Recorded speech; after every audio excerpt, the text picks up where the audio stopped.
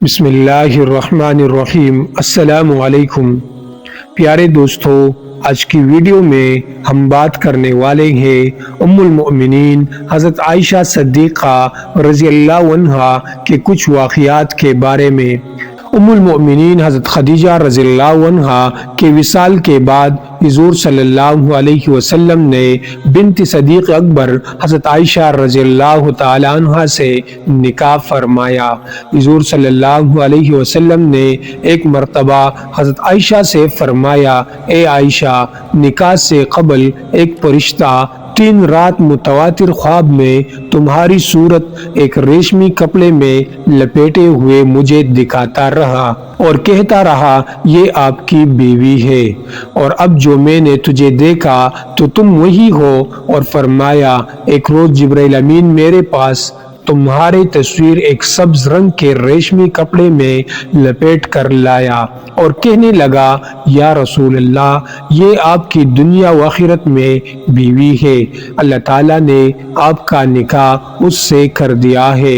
ام المؤمنین حضرت عائشہ صدیقہ رضی اللہ عنہا کی بہت بڑی شان ہے۔ آپ حضور صلی اللہ علیہ وسلم کی دونوں جہان میں رفیقہ ہے، اور آپ کا نکاح حضور صلی اللہ علیہ وسلم سے خود اللہ تعالیٰ نے فرمایا۔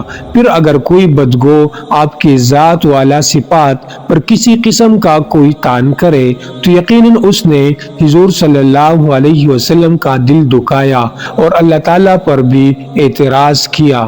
5 ہجری میں غزوہ بنی المصطلق سے واپسی کے وقت قافلہ قریب مدینہ ایک پڑاؤ پر ٹھہرا تو ام المؤمنین حضرت عائشہ صدیقہ رضی اللہ عنہا ضرورت کے لیے ایک گوشہ میں تشریف لے گئی۔ وہاں آپ کا ہار ٹوٹ گیا اور آپ اس کی تلاش میں مصروف ہو گئی۔ ادھر قافلہ نے کوچ کیا اور آپ کا محمل شریف اون پر کس دیا۔ قافلہ والوں نے یہی گمان کیا کہ ام المومنین اس میں ہے۔ قافلہ چل دیا اور جب آپ واپس آئی تو دیکھا کہ قافلہ جا چکا ہے۔ آپ قافلہ کی جگہ بیٹھ گئی۔ آپ نے خیال کیا کہ میری تلاش میں قافلہ ضرور واپس آئے گا۔ قافلہ کے پیچھے گری پڑی چیز اٹھانے کے لیے ایک صاحب رہا کرتے تھے۔ اس موقع پر حضرت صفوان اس کام پر متعین تھے۔ جب وہ آئے تو ام المومنین کو دیکھا تو بلند آواز سے انا للہ و انا الیہ راجعون پڑھا۔ ام المؤمنین نے کپڑے سے پردہ کر لیا۔ انہوں نے اپنی اونی بٹھائی، آپ اس پر سوار ہو کر لشکر میں پہنچی۔ منافقین سیاہ باطن کو موقع مل گیا اور انہوں نے اوہام پاسدہ پھیلانے شروع کر دیے اور آپ کی شان میں بدگوئی شروع کر دی۔ ام المومنین اس بہتان کو سن کر بیمار ہو گئی اور 1 ماہ تک بیمار رہی۔ اس عرصہ میں آپ کو اطلاع نہ ہوئی کہ منافقین آپ کے متعلق کیا افواہیں پھیلا رہے ہیں۔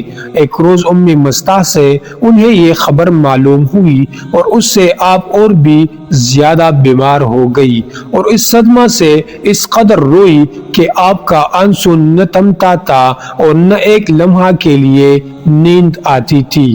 اس حال میں حضور صلی اللہ علیہ وسلم پر وحی نازل ہوئی اور حضرت ام المومنین کی طہارت و پاکیزگی کی خود اللہ تعالیٰ نے شہادت دی اور کئی آیتیں سورہ نور کی آپ کی طہارت اور پاکیزگی میں نازل فرمائی اور فرمایا، ان میں ہر شخص کے لیے وہ گناہ ہے جو اس نے کھایا اور ان میں وہ جس نے سب سے بڑا حصہ لیا اس کے لیے بڑا عذاب ہے۔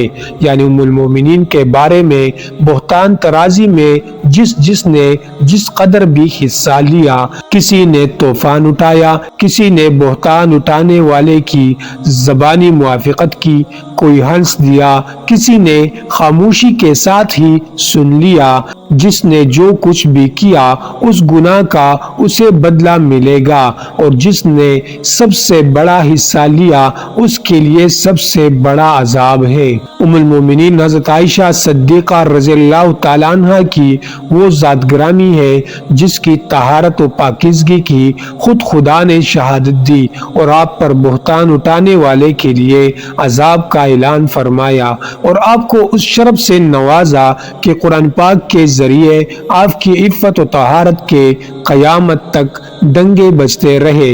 پھر جو ظالم آپ کی ذات والا صفات پر کوئی کسی قسم کا اعتراض کرے یا آپ کی عظمت میں شک کرے تو وہ بڑا ہی جاہل ہے اور اپنے آپ کو عذاب کا مستحق بنانے والا ہے۔ ام المومنین حضرت عائشہ صدیقہ رضی اللہ عنہ پر منافقین نے جب بہتان اٹھایا تو حضور صلی اللہ علیہ وسلم نے صحابہ کرام علیہم الرضوان سے فرمایا کہ اس کی طرف سے میرے پاس کون معذرت پیش کر سکتا ہے؟ حضرت عمر رضی اللہ عنہ نے عرض کیا، یا رسول اللہ، منافقین بالیقین جھوٹے ہیں اور ام المؤمنین یقیناً پاک ہے۔ اللہ تعالیٰ نے آپ کے جسم اطہر کو مکی بیٹنے سے محفوظ رکھا ہے کہ وہ نجاستوں پر بیٹھتی ہے، پھر کیسے ہو سکتا ہے کہ وہ آپ کو بدعورت کی صحبت سے محفوظ نہ رکھے؟ حضرت عثمان رضی اللہ عنہ نے عرض کیا، یا رسول اللہ، اللہ تعالیٰ نے آپ کا سایہ زمین پر نہیں پڑنے دیا تاکہ اس پر کسی کا قدم نہ پڑے، تو جو پروردگار آپ کے سایہ کو محفوظ رکھتا ہے کس طرح ممکن ہے کہ وہ آپ کے اہل کو محفوظ نہ رکھے؟ حضرت علی رضی اللہ عنہ نے عرض کیا، یا رسول اللہ، ایک جو کا خون لگنے سے اللہ تعالیٰ نے آپ کو نالین اتار دینے کا حکم دیا، تو جو پروردگار آپ کی نال شریف کی اتنی سی آلودگی کو پسند نہیں فرماتا، ممکن نہیں کہ وہ آپ کے اہل کی آلودگی کو پسند کرے۔ اس طرح اور بہت سے صحابہ کرام اور صحابیات نے ام المومنین کے حق میں طہارت و پاکیزگی کے بیان دیے، اور قسمیں کھائی۔ آیت نازل ہونے سے پہلے ہی ام المومنین کے طرف سے دل مطمئن تھے، اور آیت کے نزول نے ام المومنین کا عزت و شرف اور زیادہ کر دیا۔ ام المومنین عائشہ صدیقہ رضی اللہ عنہ کی عفت و طہارت کا حضرت عمر رضی اللہ تعالیٰ عنہ، حضرت عثمان اور حضرت علی اور دیگر صحابہ اور صحابیات رضی اللہ تعالیٰ عنہم سبھی کو یقین تھا، اور بہتان تراز ہی منافقوں کا کام تھا۔ بس ہمیں بھی حضرت عمر، حضرت عثمان اور حضرت علی رضی اللہ تعالیٰ عنہما کے نقش و قدم پر چلنا چاہیے اور منافقین کی عادت سے بچنا چاہیے۔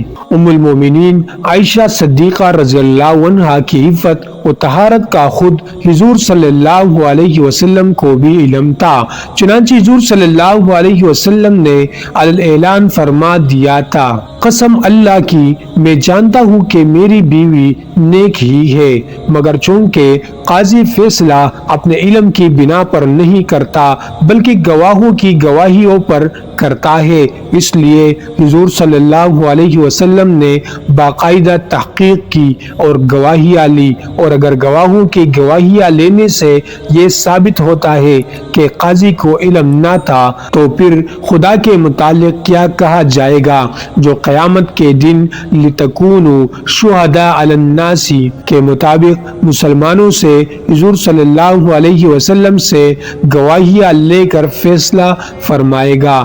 نیز اگر حضور صلی اللہ علیہ وسلم خود ہی فوراً فیصلہ فرما دیتے تو جو شرف ام المومنین کو سورہ نور کے نزول سے اور اللہ تعالیٰ کے اعلان بریت سے حاصل ہوا ہے کہ قیامت تک آپ کی عفت کا اعلان ہوتا رہے گا، یہ شرف آپ کو حاصل نہ ہوتا۔ ایک دن حضور صلی اللہ علیہ وسلم نے حضرت عائشہ رضی اللہ تعالیٰ عنہ سے فرمایا، اے عائشہ، جب تم مجھ سے خوش ہوتی ہو تو مجھے پتہ چل جاتا ہے، اور جب کچھ ناراض سے ہو جاتی ہو تو بھی مجھے پتہ چل جاتا ہے۔ حضرت عائشہ رضی اللہ عنہ نے عرض کیا، وہ کیسے یا رسول اللہ؟ حضور صلی اللہ علیہ وسلم نے فرمایا، جب تم مجھ سے خوش ہوتی ہو تو یوں کہتی ہو، مجھے رب محمد کی قسم، اور جب کچھ ناراض سے ہوتی ہو تو یوں کہتی ہو لا ورب ابراہیم، مجھے رب ابراہیم کی قسم۔ حضرت عائشہ رضی اللہ تعالیٰ عنہ نے عرض کیا یا رسول اللہ، بات یہی ہے، مگر حضور میں صرف آپ کا نام ہی تو چھوڑتی ہوں، لیکن آپ کی ذات گرامی کی محبت تو میرے دل میں بدستور رہتی ہے۔ حضور صلی اللہ علیہ وسلم کی ہر ادا تعلیم امت کے لیے ہے۔ اس واقعہ میں ہمیں یہ سبق دیا گیا ہے کہ میاں بیوی کی کوئی آپس میں معمولی سے رنجش بھی ہو جائے تو دلی محبت میں فرق نہ آنا چاہیے، اور یہ رنجش بھی معمولی ہونی چاہیے، اسے بڑھانا نہ چاہیے۔ ام المؤمنین حضرت عائشہ رضی اللہ تعالیٰ عنہ بے حد سخی تھی۔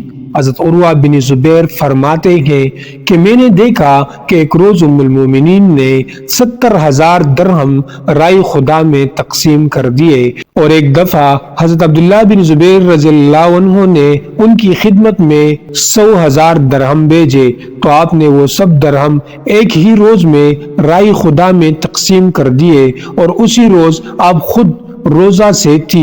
شام کے وقت باندی نے عرض کیا کیا اچھا ہوتا اگر ایک درہم آپ اپنی افطاری کے لیے رکھ لیتی اور آج گوشت منگوا لیا جاتا، تو فرمایا مجھے یاد نہیں رہا، یاد رہتا تو گوشت منگوا لیا جاتا۔ ام المومنین نے وسعت کے باوجود اپنی زندگی نہایت سادہ اور زاہدانہ گزار دی، اور جو دولت بھی حاصل ہوئی آپ نے رائے خدا میں تقسیم فرما دی۔ آج ہمیں بھی ام المومنین کے نقش قدم پر چلنا چاہیے، اور دولت سے اس قدر محبت نہ رکھنا چاہیے کہ خدا کو بلا دیا جائے اور زکوٰۃ و صدقات و خیرات کا نام تک نہ لیا جائے۔ پیارے دوستو، مزید اسلامک واقعات اور قصص الانبیاء کے لیے چینل کو ضرور سبسکرائب کریں۔